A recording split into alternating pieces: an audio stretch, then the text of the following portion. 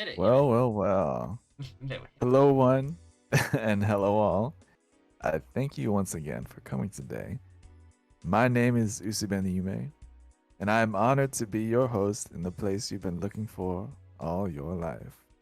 Welcome to the other side. We are joined today by none other than the famous wizard himself, Merlin the Magister. So, would you please hashtag plug yourself? Got to prep my emote. I'm so used to myself doing it. It's weird when someone else does it. Yeah, g'day. I'm Merlin the Magister, Channel manager for VTT and wizard VTuber. I'm here. I build minis, play Magic the Gathering, and DM, which is what we're here to talk about today. Exciting. The greatest DM of all time, would you say? I don't know about that. Almost. Look, I think I'm better than Matt Mercer. Oh yeah, for sure. Don't know if I can stand up to Brennan Lee Mulligan though, so that's still to be Yes. decided. I try my We'll get in the next month or so. We'll be at their level. maybe. Yeah, Sure. we're nearing their earnings, right? If I remember correctly. Oh yeah, 100%. We're so close to the money. All right, so let's just can't talk. Jump Jump straight straight in into there. So, what is your history and experience with Dungeons and Dragons? Oh gosh. So I have been. Where did it playing- all start? Where did the famous Merlin the Magister start playing D&D? I've Yes. always had an interest in tabletop role-playing games. I DM'd a couple of really shitty games in high school. It wasn't D&D, it was some other weird homebrew shit that I came up with. Basically, during year 10 in high school, here in Australia, which is, I was like 15, I think, I started watching the Acquisitions Incorporated games on YouTube, which is a very big game. It's been running a long time. Basically, binge watched all of that and went, I need to play this. This is amazing. I need to do it. So I DM'd a couple games and I kind of put it to the side, but it was always kind of in my peripheral of like, I want to get into this, but I didn't have any friends. I didn't know anybody. I just realized that I've turned my mic way down. There we are. This should be better. There we are. How's this, Astrid? Better? So there we are. Cool. Yeah, so didn't have anybody around me who kind of wanted to play, so I was like, oh, cool. Whatever, I'll just keep watching these games online. And then I get into high school. Not high school, I go to university. And during my first semester, a friend and I are like, we've been wanting to play D&D forever. Let's go to our local game store and we'll play there. So I rolled up my first character. Well, you don't really roll up characters so much, but I opened up D&D Beyond, which was this cool new thing that had just come out at the time. And I made my first character, who was Armesh. Ooh. He was very different back then, though.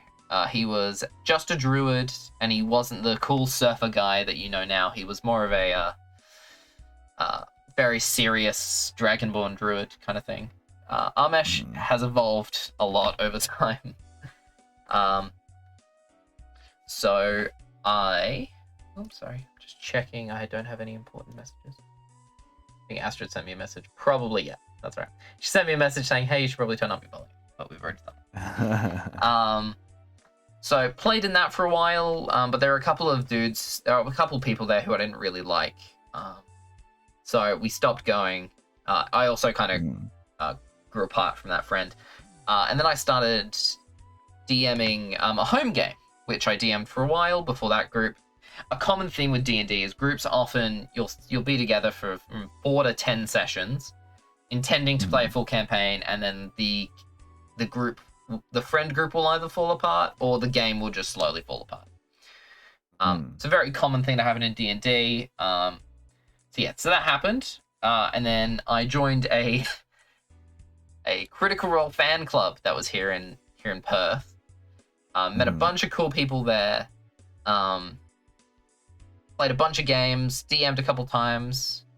I actually ran a Dungeon Master. Well, I didn't run. I ran a kind of a panel at a Dungeon Master kind of meetup where we were teaching new DMs how to DM.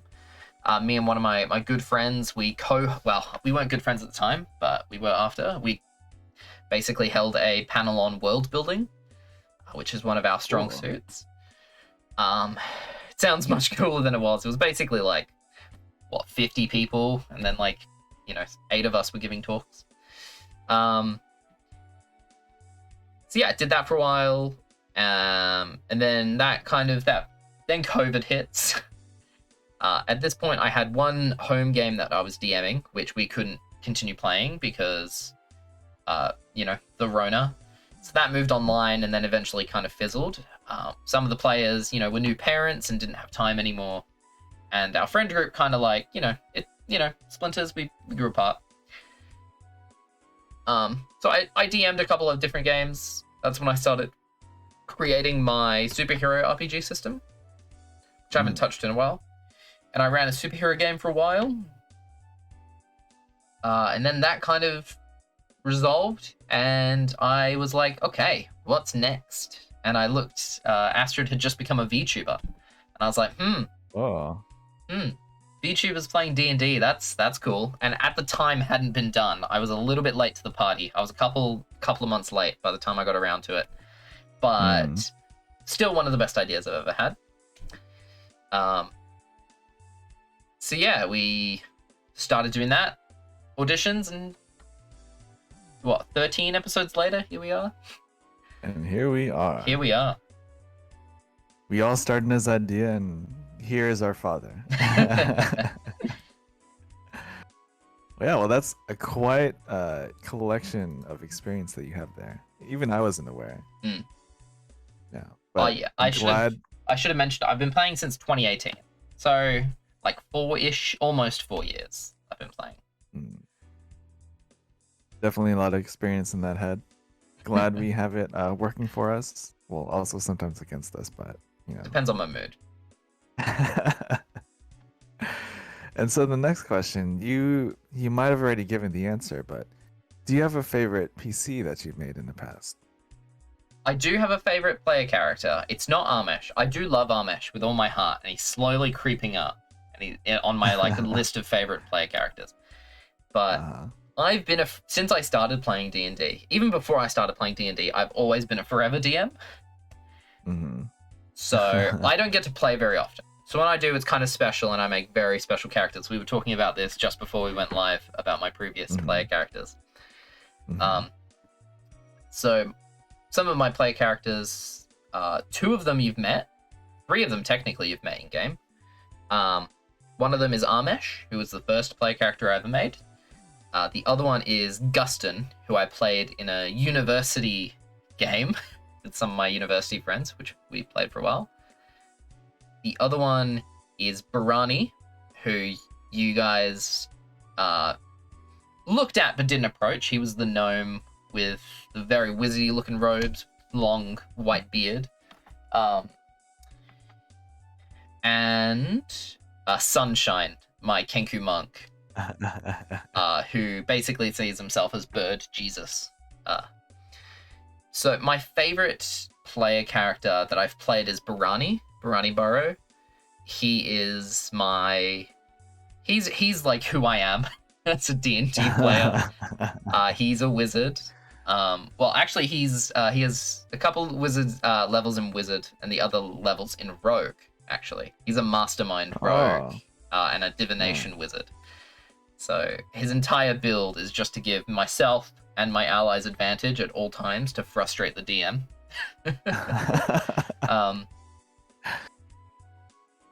Yeah, I've never played him in a physical game, but I used to play, even more D&D experience that I forgot to mention. I used to play in a Swedish D&D stream.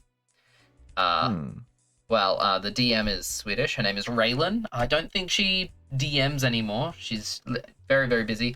But she's amazing. She's how the most games I've played as a player character, I've played with her. Interesting. And so yeah, I played on that for a while, which was some very late nights. You think the D&D games with this group go long? I used to. So the games used to start at 12 a.m. for me.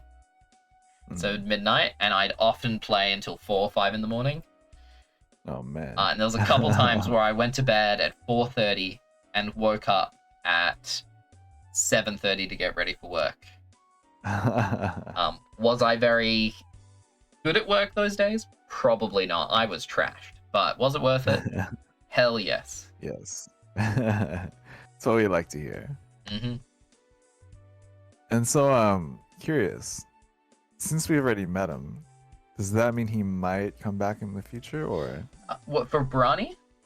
Yes. I don't think you guys will probably run into him again. You might do. I don't know where the story... Actually, there's a chance you meet up with him. There's a chance. There is a place where he is. I'm not going to say where it is. But he is somewhere on the map where if you go there, there's a chance you meet up with him. It's not... I don't know whether you will go there. I think actually it might be likely. But we'll see how the story progresses. I don't know what direction you guys are going in, because there's a couple directions you guys could go. What if we just told you that we're just going to start a family and we're all just going to live in a house? Time to roll up new characters. A meteor comes from the sky. I destroy the world and I spend a month creating a new one. Next question. Where do you get your influence and ideas from in terms of Iruvian Nights? As in terms of like how the story's gone? Yeah. Like where did you get the inspiration from to start the world and the characters in it? Well, the story so far, I kind of... Let me just pull the map up so I can kind of remind myself where you've been. I have a surprisingly very short memory with what stuff's going on. I only look forward. I very rarely look backwards too much, unless it's very important lore and people you've met. So in terms of the story, I haven't particularly based it on anything. I had some loose ideas. This is how I kind of plan out an arc. Is I have some loose ideas and story threads that I want to include. And then basically I hop onto the horse, which is the players, and I tell it to go, and then I try and guide it in a direction with my plot points and ideas. But at the end of the day, it's where you guys go.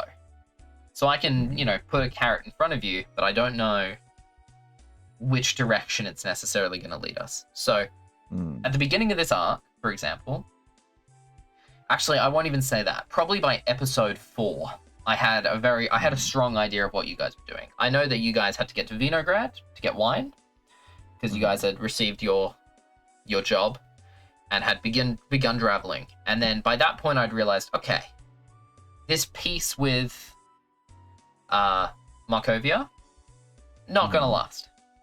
Our Republic, something's gonna happen. Cool, I'll write that down. And then under that leads to a whole myriad of different things. So I'm like, okay, increased military presence. Religious persecutions. Some other stuff. Religious persecution was hinted at in the beginning when you guys first got to Steniboga.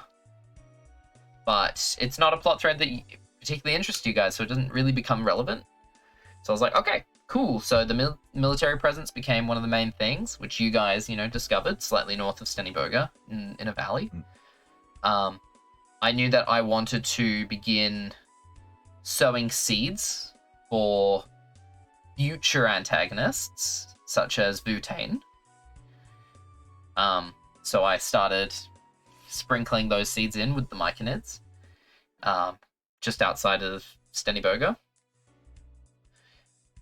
I knew who I wanted you guys to begin antagonizing within Steniboga, and that included Mage Lord Lev Minsk and the War Master. And definitely no fault of Lucy's. Definitely no fault of Lucy's. So I knew those were the kind of plot threads I wanted to hit while we're in Steniboga. And then as you guys were heading to Vinograd, I was just like, over that week, I was kind of like, what is going to be there? I don't know what I want to do with Vinograd, because it's going to be like a one episode, they pop in, they pop out. I was like, it's kind of boring. And then I was like, wine tour though, that could be fun.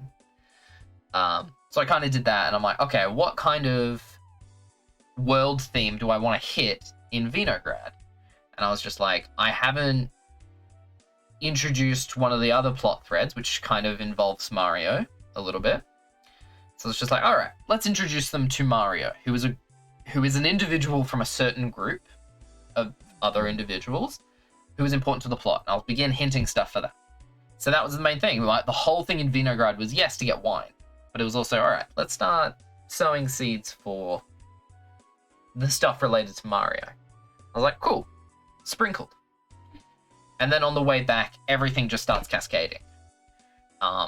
Shit gets real. You guys get back to Vinograd after you get the wine. War starts. You guys are now on a timer. You guys have to get back to the Pego Fort before shit hits the fan. You guys did it very quickly, and there were going to be some other things if you guys decided to stick around. For example, Lucy's a human, and Emeth is very human-looking. So I was just like, okay, they're starting to conscript people.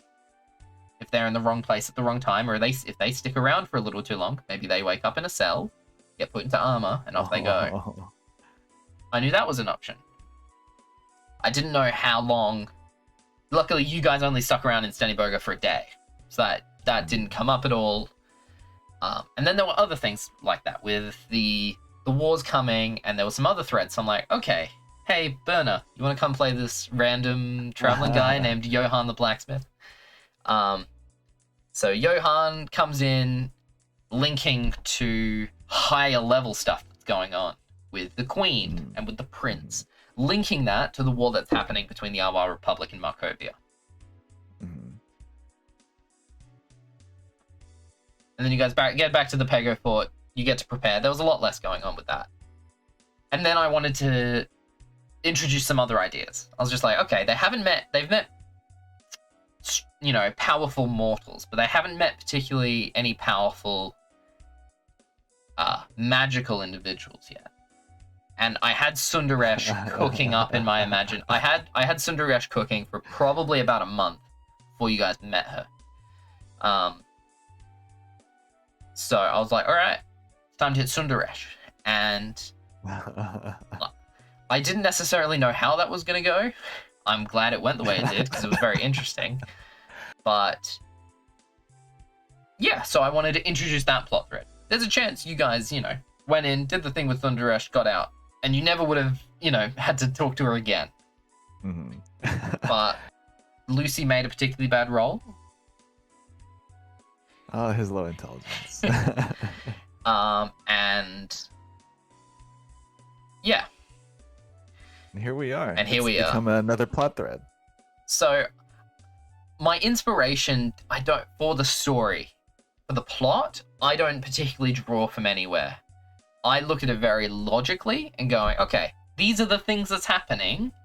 How can I make these interesting? I'm not drawing from popular media in particular, I don't think. But for the story as it's going, I just I put a list of things I want to hit and then try and hit them, basically. Some of them don't all hit, some of them do. Yeah, and I think it's great because it makes it seem natural. At least to me, it seems really natural. I try my best.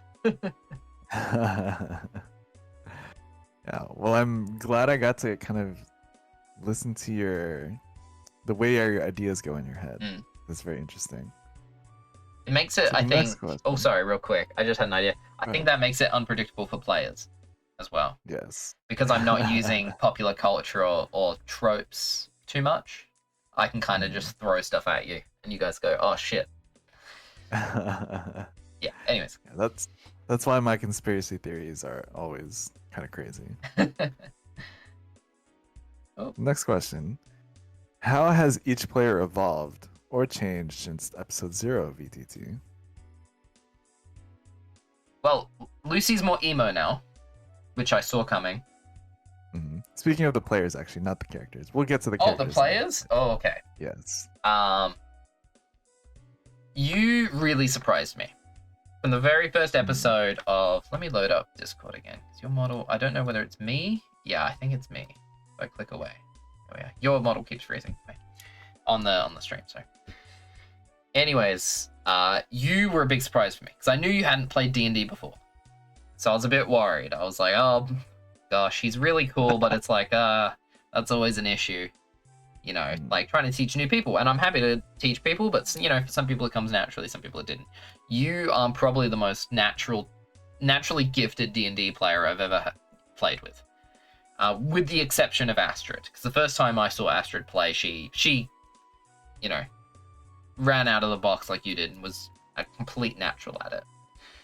But you never played a single minute of D&D in your life. You just start describing a scene where he kicks open the door, you know, signs his name literally onto the door, walks in, introduces himself, and I'm like, ooh, this is something special. This is something really special. You haven't so much changed as your skills have just developed a lot.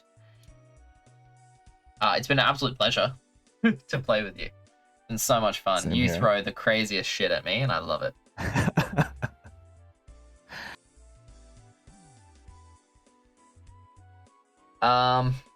As for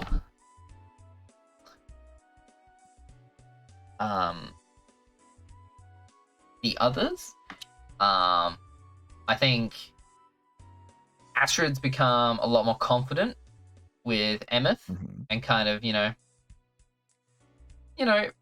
being more, you know, taking more notes. I've seen her notebook. She takes more notes now.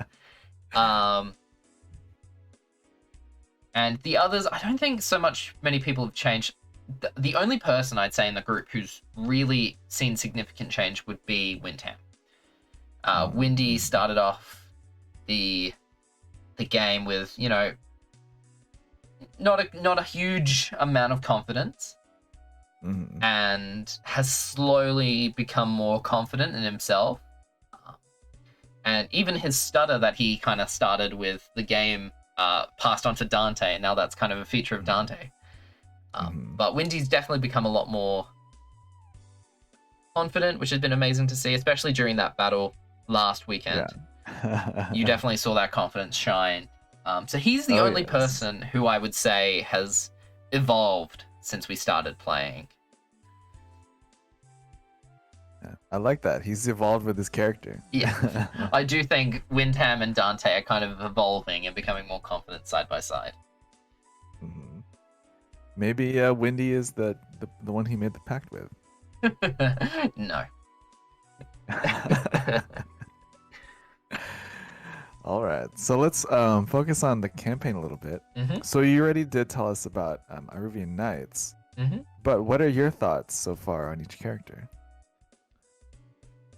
I love all of you. They're all such incredible characters, and I love specifically the relationship between Matif and Lucy. Very early on in this game, I decided that it wasn't necessarily going to be a quest, you know, where the whole party got along. I knew very early on there were going to be lots of ideological differences between Matif and Lucy. I knew that very early on, and I planned for it. I knew this fight would happen, and I was counting on it.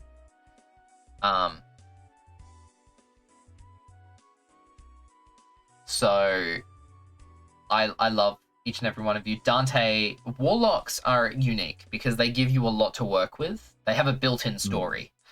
And that's what I love about Warlocks, is you can constantly build from their story and their relationship with their patron, who you guys still don't know, and Dante doesn't even know. So that gives me a lot to work with.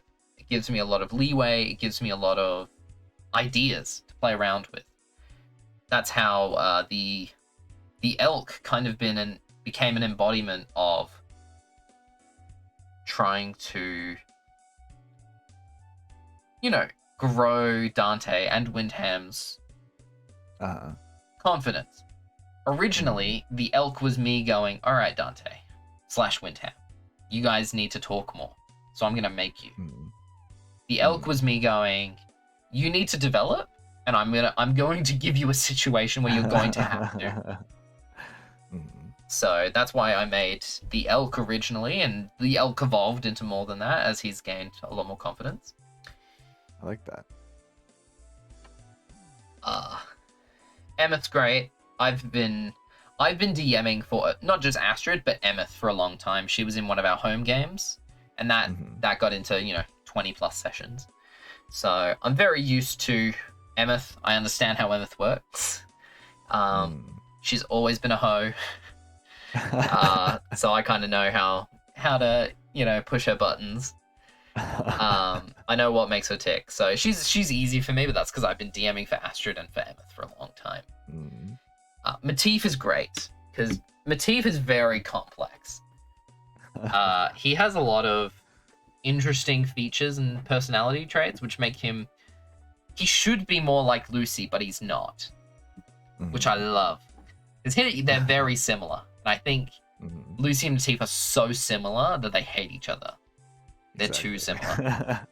And so I love that, how they've become kind of foils to each other, and a dark mirror for both of them, which I found really, really cool. And I don't want to comment too much on Aoife. I'm very excited to see her more, just because we haven't had Idol on for too long. So I can't wait to see more of her. Me as well. So yeah, that's kind of my thoughts on characters. I believe so. Yes. And so going a little bit more into the characters, what are your thoughts on the Lucy and Emeth relationship going on? Love it. I ship it. Please fuck. Oh my god. Nah, joking. I'm joking. But no, genuinely, I do think that they are an interesting couple. And I think that the longer the game goes on, and we'll see what happens with Eve, if you ever get there. I don't mean that in a ooh, if you survive. I mean that in a if you find her. There is a chance you don't. So depending on how that works out, I think they'd be an interesting couple, because I kind of think Emeth kind of grounds him a little bit and goes, yo, chill the fuck out. And not in a very direct way like Armesh does. Kind of like a soft, like, you don't have to fake it around me. It's all good. Be real. So I like their relationship, and I think they're kind of good for each other. Yeah, and it really turned out, like you're saying, good, but definitely was not the way I expected it to turn out. Because just looking at their characters, it doesn't seem like that's what they go for. But it worked out. To me, it seems like a perfect fit, honestly. And so you already talked about this a little bit. I don't know if you'd like to expand on it. The dynamic between Lucy and Matif, what do you see in the future for them? I literally planned all of this arc around them. And not in a, plot kind of way, in terms of, the whole plot of this arc was based around them, but the internal party conflict I planned very early on around them, and I intentionally put you in positions which would compromise it. I intentionally put you in positions where the two of you would argue, and some of the times I didn't even need to put you in those positions. You put yourselves in it. And I was like, oh, fucking sick. This is doing my job for me. So I don't think that's done. I think Lucy and Matif still have a lot more growing to do together. I think once they do get over themselves, Lucy more so than Matif. I think Matif kind of knows Matif understands himself. I don't think Lucy does, in a way. Matif has his shit together. He's just trying to find what his purpose is in the world. Whereas Lucy knows what his purpose is in the world, but can't get his shit together. Yeah.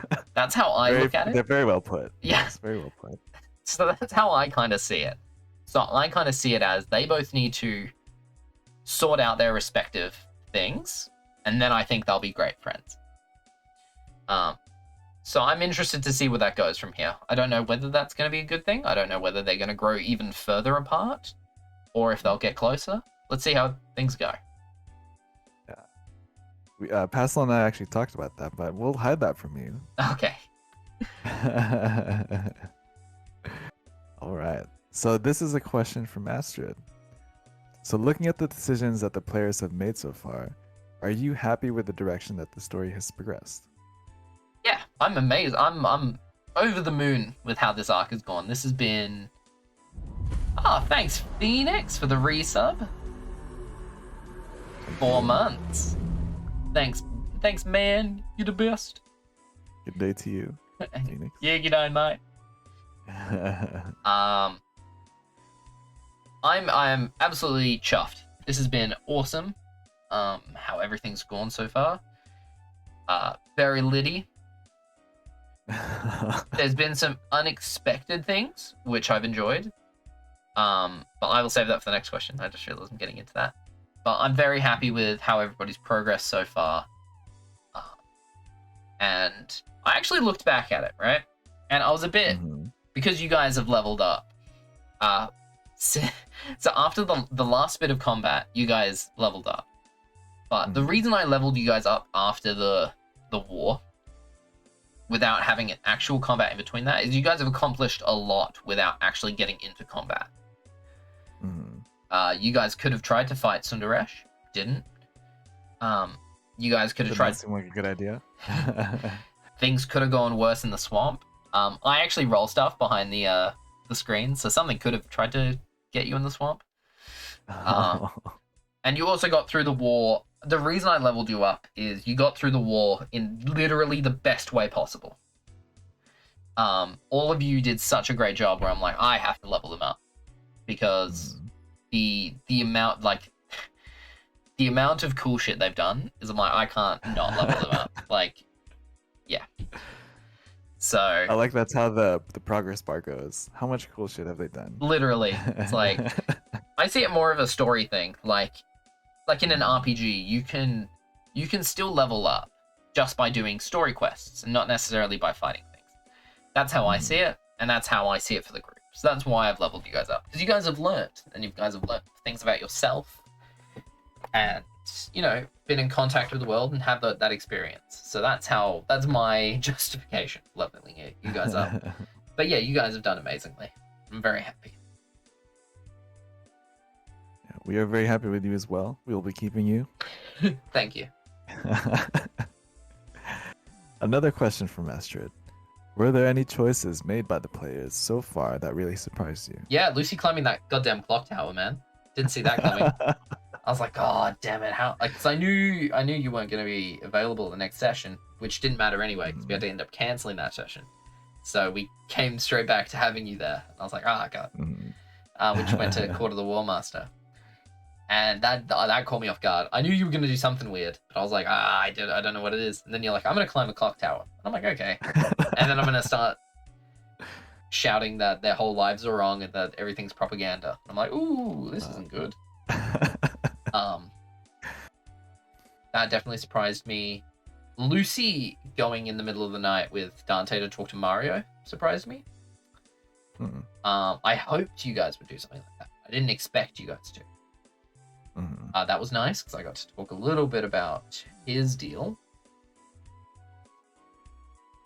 Most things Lucy does surprises me. Emma surprises me quite a bit. Dante doesn't. Dante's as a character, very reserved. He doesn't do anything too much out of the ordinary. And Matif is kind of the same. I kind of know what Matif's deal is, but yeah. Mostly like Lucy surprises me. Yeah. Because he doesn't have his shit together, you can't really expect certain things out of him either. So Exactly. And so, kind of going off this question, what are some of your favorite moments so far in the campaign? Ooh.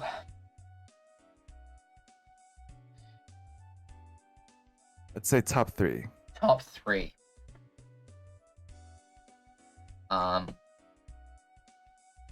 Just any moments or the stuff that you guys have done? Yeah, any moments. Matif, hold my surfboard. That's gonna stay with me for the rest of my DMing career. Yes. That was. 'Cause I knew as soon as he said that, I knew it was gonna happen. Because there's no other reason he would say that. Yeah. Matif, hold my surfboard. That's probably number. That's number 3.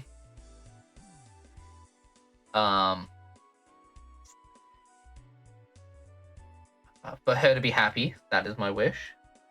Oh. That's probably number 2. Let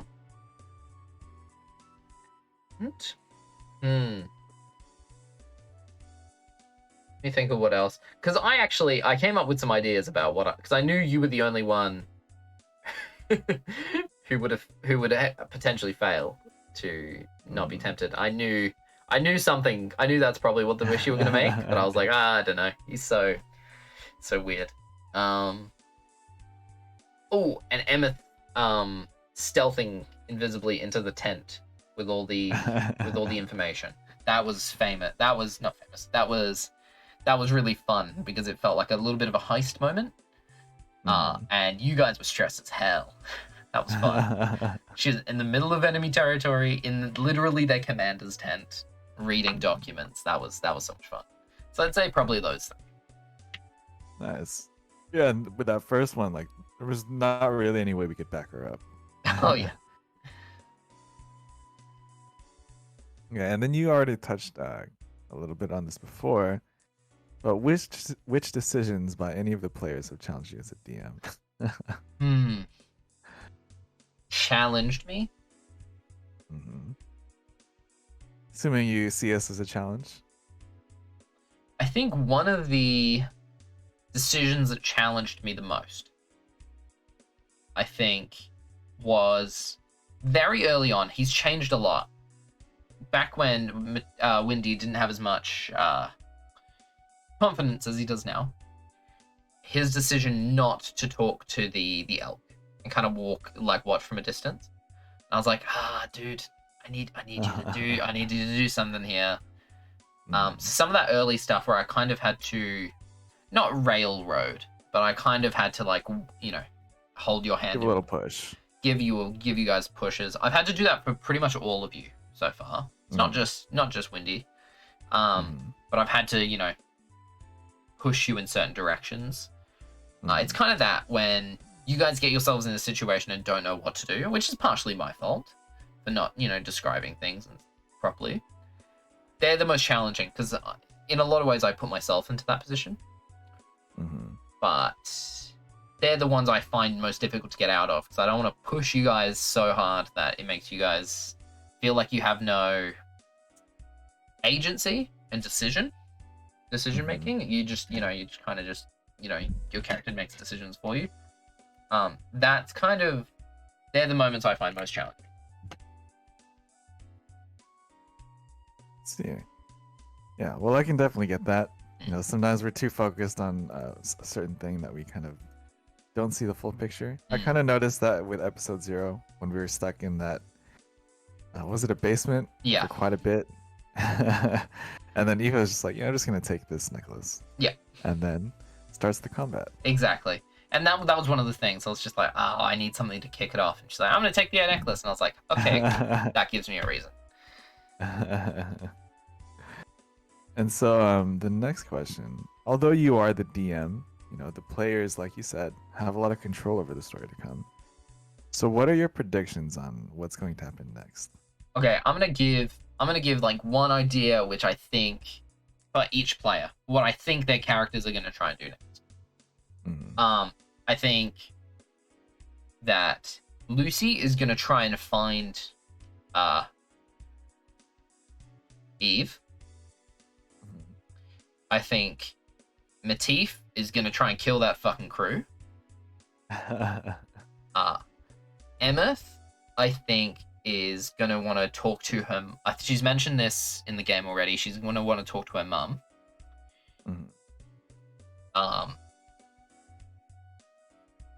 Dante's gonna try and find his patron. Aoife, I don't know yet. And I'm not going to tell you what Armesh is planning on doing next, because that is, you guys will see on Saturday. Oh man. I don't expect anything good for some reason. It might be. So that's what I think each of the players is going to do next. Can I also ask you your predictions on how people will react to the now one-armed Lucy? Or technically no arms. Emmett's gonna be pissed. Dante's gonna understand but not be happy about it. Matif's gonna be pissed. Pissed at Lucy or pissed at the situation? Pissed at Lucy. Matif is gonna be angry at Lucy. Emmett is going to probably be pissed but understand. Dante's gonna be like, oh, okay. That sucks, but let's move on. We'll get you an arm. Or be like, Lucy, that was a bad idea. My Dante impression. You've been working on that, haven't you? A little bit. Just like my, hello, I'm Usubeni Yume. I just don't have a deep enough voice to like mimic your voice. You'll get there one day. I wish. Okay, another question from Astrid. Marry, mate, or murder with Gustin, Amesh, and Zandros? I saw this question beforehand. And I'm like, this is such an easy. This is so easy. Marry Gustin, smash Amesh, kill Zandros. Easy. Doesn't even need any thought. Are we able to ask you why, or will that spoil stuff? No. Gustin, very family focused, stand-up guy. Love him. Okay. Amesh, he knows how to party. And Zandros, quite literally a war profiteer. So, easy decisions there. I guess you could make the decision to marry Zandros because he's got so much money, but no, I'm not about that. I see. Showing your true colors. All right, so the last question we have for today: what's in store for the future of VTuber Tabletop? Well, obviously we've got Group B that'll be starting in October, which is exciting. Well, actually, it's probably in November. It's the game itself will probably start in December because we're probably going to be running audition games through October. So we've got Group B coming. Obviously, we've got more episodes of the other side, as well as mini makers and Magic Mondays, or Virtual Magic. They have two titles now. Other than that, I've got some other ideas for projects, but they need a lot more refinement. Hopefully, we can get. We should have Pastel's game. The second game of the one shot you guys did. A continuation of the two shot, I should say. That should be happening soon. But you guys will need to find a day which suits for y'all. Other than that, not too much other than Group B, which should be exciting.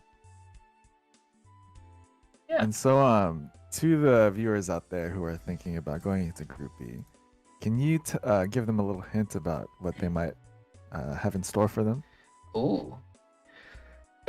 So, a little bit. The second game will be taking place in.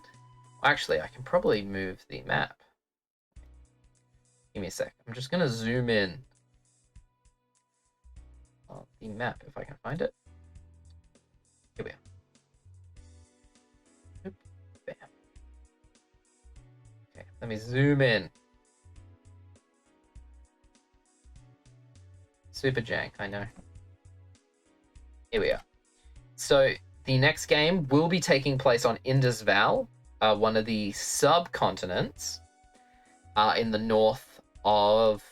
northwest of Iruvian. I don't know what city they're going to be starting in, but they will be starting in Indus Val, which is a very interesting subcontinent. There's a lot of stuff jam-packed into there.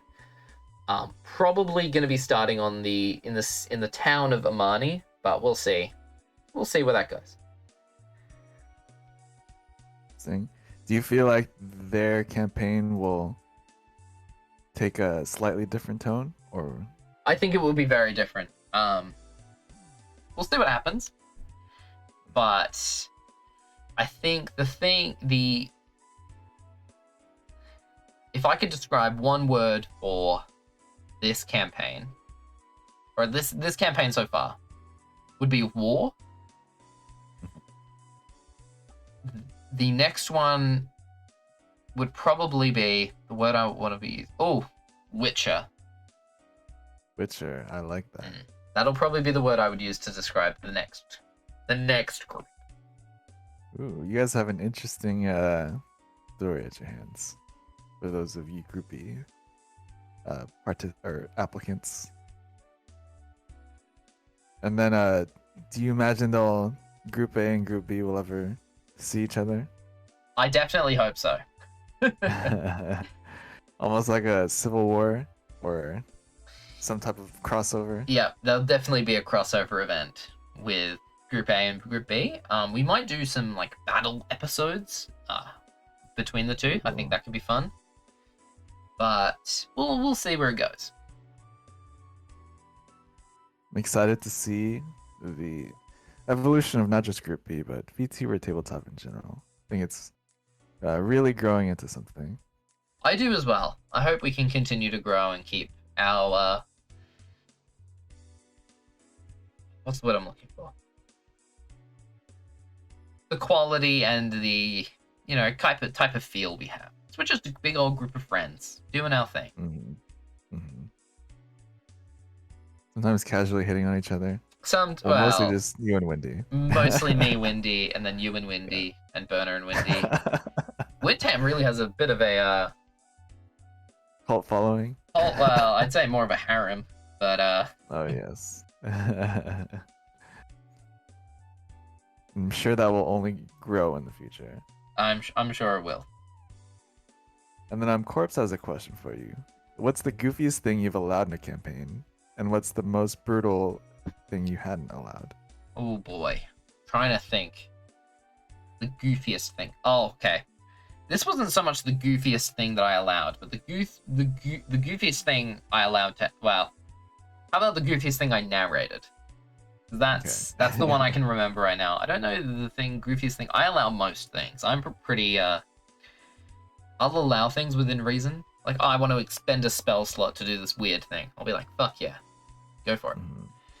The goofiest thing that I had to narrate is a group was basically on the back of a dragon during a battle. It was this huge citywide battle. There were dragons everywhere. They were on the back of a dragon, and they leveled up in the middle, at the end of the session, right? Mm-hmm. And basically they leveled up, and one of them took his 3rd level in Paladin. He took his Paladin oath. He was a Warlock Paladin. And he was basically a Celestial Warlock. So he had like Celestial blood and stuff, and he had this amazing weapon. And basically he was a gnome who turned into like gnomish Fabio. So he like his potato sack clothing fell away, and he had this white flowing shirt with his like buttoned down so you could see his chest hair. He had long flowing blonde hair on the back of a dragon, and his scythe appears by his side, and it was the goofiest fucking thing I've had to narrate. With this motherfucker just turning into Fabio, basically gnome Fabio. As the sunlight is in the back of him. His wind flows in the breeze. Wind flowing, yeah. So yeah, that's the goofiest thing I've narrated. Mm. Goofiest thing, brutal thing I haven't allowed. See, this is the thing, I allow most things. You just haven't pushed that button yet to see what it is that you won't allow. Okay. Yeah, look, I'll narrate most things. Like, I'll allow most things. That's a hard question. As for the goofiest thing the most brutal thing I've narrated, that would have to be the time that... So, there was a player in one of my games, and basically, he was another warlock. During his past, he basically killed his older brother. Basically, during this kind of dream sequence, he was transported back to that moment, and he could decide whether he wanted to stab his brother or continue on. Basically, in kind of like a time travel scenario where he could make a different decision and his brother could still be with him because he loved his brother dearly, but he knew he had to kill his brother. So it was him just sitting there for a while, and he's like, okay, yep, I'll do it because I know I have to do it to, save the world. So I narrate him, basically killing his brother again. It was very brutal. Yeah, it was a bit weird. It was good. Again, this was my point in my DMing career where I didn't have as much nuance as I have now. And then Corpse has another question. Do you allow instant multi-class, or would you rather characters build to multi-class? Bit of both. I think if you can justify instant multi-classing, do it. I am a hoe for multi-classing. There is look, it's not very often where I myself do not multi-class. Almost every single character I build is a multi-class. Amish, Druid, Barbarian, which is a very overpowered multi-class. It's very good. If you haven't looked into it, look into it. It's rad. Again, Barani, Wizard Rogue. Gustin, I believe, is a Sorcerer Bard. God, what other... my Kenku Sunshine, he is a Monk Cleric. So, if you can reason it, and if you can justify it to me, I'll allow instant multi-classing. Hell yeah. For those potential applicants, that's kind of like how Merlin's done a lot of things. Is if you can kind of convince him and have him see the reasoning behind it, then... Yeah, if you can logic it to me, I'll allow most things. I'm not a very fussy DM. And it's very simple. If you guys are overpowered, I'll just throw more overpowered monsters at you. I really don't care. It's like if you guys are doing... Say you guys are, get thrown at this giant, and you guys absolutely obliterate the giant. I'm like, okay, I'm going to give him 100 more health right now. Or he's going to heal it all back because he has some weird magic item. He's going to grow a second head, and he's going to do, 2d10 more damage. At the end of the day, if I have to make it harder for you guys, if you guys have become really overpowered, I'll just throw more overpowered stuff at you. Or maybe it's got two cousins who, climb out of a portal to avenge their death. Yeah. Well, I like to see how that'll go now that we have our level 6. And we're starting to ramp up a little bit. Especially Dante, my god. Oh my god, Dante is overpowered. I think he's talked to me. He's suggested a multi-class on the horizon eventually. But we will see. If he goes Paladin, it's over for all of you. Like I'm saying. Just saying. Because how does he have the second most HP in the group? He has a really high constitution. Let me just look it up real quick. Let me look at his stats. Because he does have insane stats. And he's also dishing out insane amounts of damage. Yeah, look, he hasn't... No, he can deal more damage. He's not using his... This is him. This is just normal Warlock. Right now. Mm-hmm. Doesn't even include all the other stuff he can do. Let's see. Yeah, so he has 45 hit points, level 6. Mm-hmm. Who has Lucy's the most? The highest stat. Yeah, Lucy. Lucy at 48. Yeah. But he's a fighter. Well, he is a bard too, which doesn't get that much HP. That's true. Yeah, bards are d8s, fighters are d10s. Warlocks are d8s, but he has quite a high... Dante has a high constitution, like you. So, yeah, look. Dante...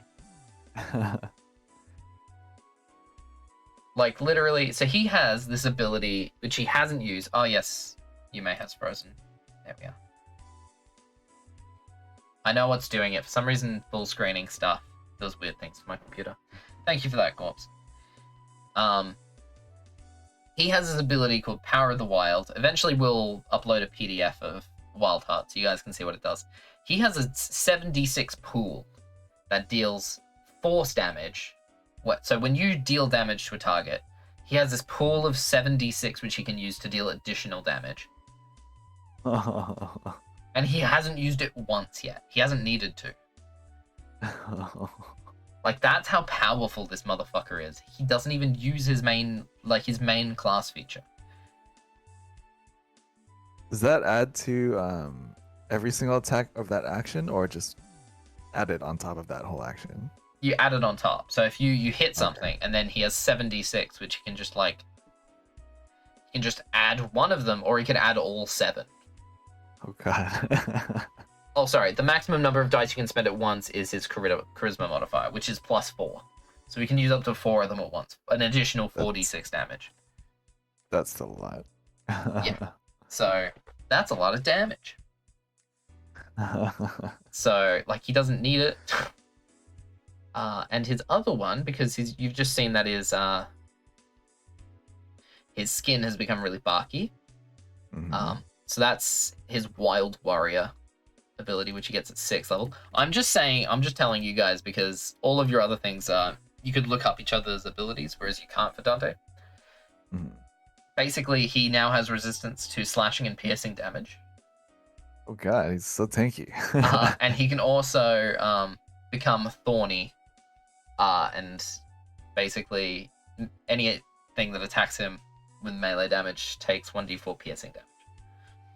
He's a monster. Yeah, he is a literal monster. Like, he's gonna fucking destroy. If you, like, that's what I'm saying. You guys can't 1v1 Dante. You will lose. Eva, maybe. The rest of you, no chance. Maybe Matif. And I'd actually know. I don't. Matif's too squishy. Dante would absolutely roast him. I think Dante also got counterspell, too. Yes. And he has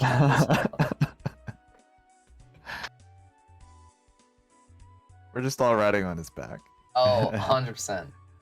And then once Aoife comes back, then we'll also ride on her back, too. Yep. To be fair, though, clerics are insane. Clerics are, in my opinion, the most overpowered class. Clerics, anything any other class can do, clerics can do better. So. Let me just roll up a cleric real quick. But yeah, Dante's a monster. But again, he also has some really cool magic items that are allowing him to, like, cast. His AC is very low. But he has a thing that he can cast Bark Skin now. And he's got a couple of other things that are really helping him out. So, you guys, once you guys get some really good magic items as well, it's just lucky that the few magic items he's had so far are very good. So, well, I guess you also have access to wishes. So what are you complaining about? Well, they're coming at a slight cost, though. That's true. That's true. Lucy's got some plot armor, but the plot armor is also killing him on the inside. It's plot armor, but each time he uses his plot armor ability, he loses a limb. And then Corpse asks, how do you manage the XP system? I don't run XP. Literally, if you talk to any DM nowadays, the only people who use XP, like experience points, are classic D&D gamers, people who've been playing since the fucking, like, 70s and 80s. I have not and have never used XP. I use milestone. So whenever you guys achieve something really radical, I level you up. Or you guys usually have to do several very radical things for me to level you up. Like a couple combats, or a really cool, like a negotiation, or meeting with a wish dragon and not dying. That's how I determine whether people level up. Doing XP is too hard. It's a lot of extra paperwork that I don't want to have to do. So when I feel it's time, I just level people up. Because that's easier for me than to calculate XP. Fuck calculating XP. It's so much effort. And then Corpse seems to have one more question. Do you have a lot of names to dig through for the applications? Or is it adding it up about where it should be? Let me check. Let me see how many names we're on. I checked this morning, but let's see. I don't think it's grown. We are currently on 16. Ooh. 15, actually, because somebody accidentally did it twice. So we're on 15. 15 responses. There's a couple of really cool couple of people who really caught my eye. But yeah, it's coming along really well. We'll see where it goes. I'm gonna shortlist the responses to people who I think would be a really good fit. And then we'll do some games. Maybe I run 2 games if I'm insane. And we'll go from there. But yeah, at the moment there's about 15 people. You need me to partake in those trial games? Let me know. No, I'll be doing it completely with just them, just because I wanna see group cohesion. I want to see how characters interact with each other. So, but hey, maybe we'll get you to bring me as DM a an game. antagonist. Oh, a DM, okay. Look, I will say DMing is a lot easier than what people think it is. It's hard, but at the end of the day, it's just a lot of bullshit and a lot of improv. Like I say, I go, except for the battle. Let me just pull up. I keep all of my notes over on OneNote.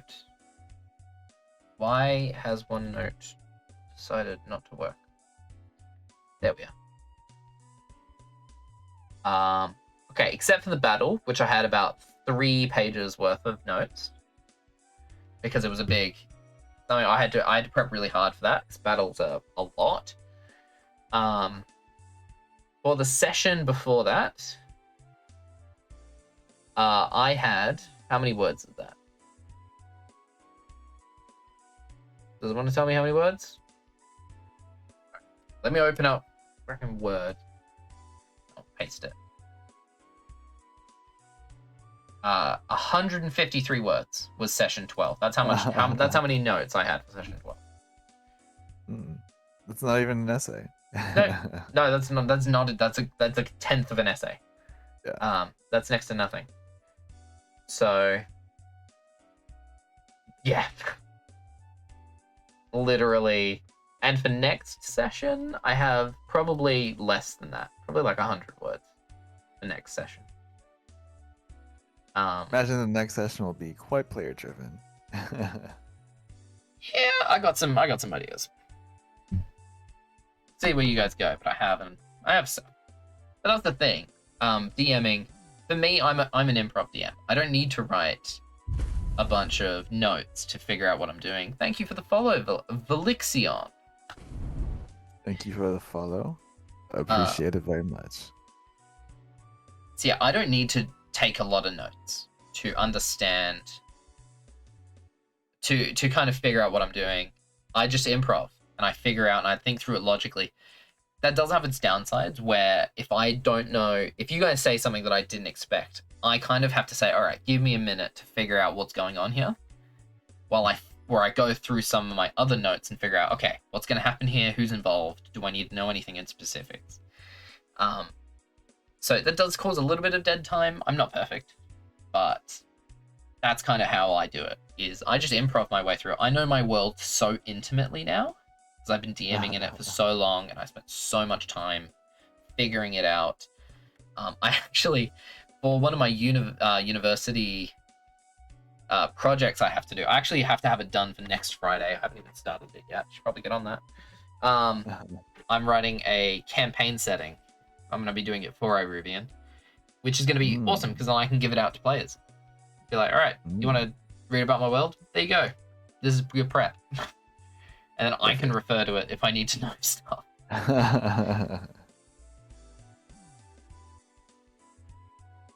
Well, all of it's coming together. I am so glad that I joined this VTT. Hey, I'm glad you did as well. And I'm very excited for Saturday's game. Everyone gets to see the aftermath of the big war that just happened. And also the sacrifices that some of us had to make. Well, we all made our sacrifices. Yeah, and a whole armful of sacrifices. I was imagining in my head what that actually looked like. Like, did it just decay and it just fell off and like, so there was no blood or anything, or how did that work actually? Your arm literally fell off, and it didn't bleed. It just immediately cauterized. You felt no pain. It just happened. It was like it had always been like that, or had been like that for a long time. It's actually really disturbing. Mhm. Wish magic, man. Yes, we will definitely miss you, Astrid. Lucy will save some emotions for you, I'm sure. Oh, Yeah, and that's the end of Other Side for today. Thank you, Corpse, for all your questions.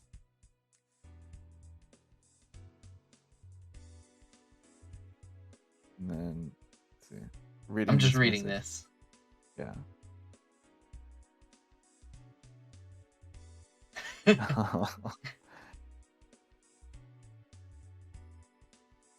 Nice.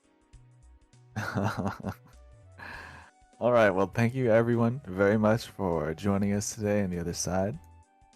And we will see you on Saturday So excited. for episode 14. Does it have a title yet? Not yet. I'll probably come up with one on the day. Yes. Right now untitled, but look forward to it. All right. Bye, everyone. Well, bye, everyone.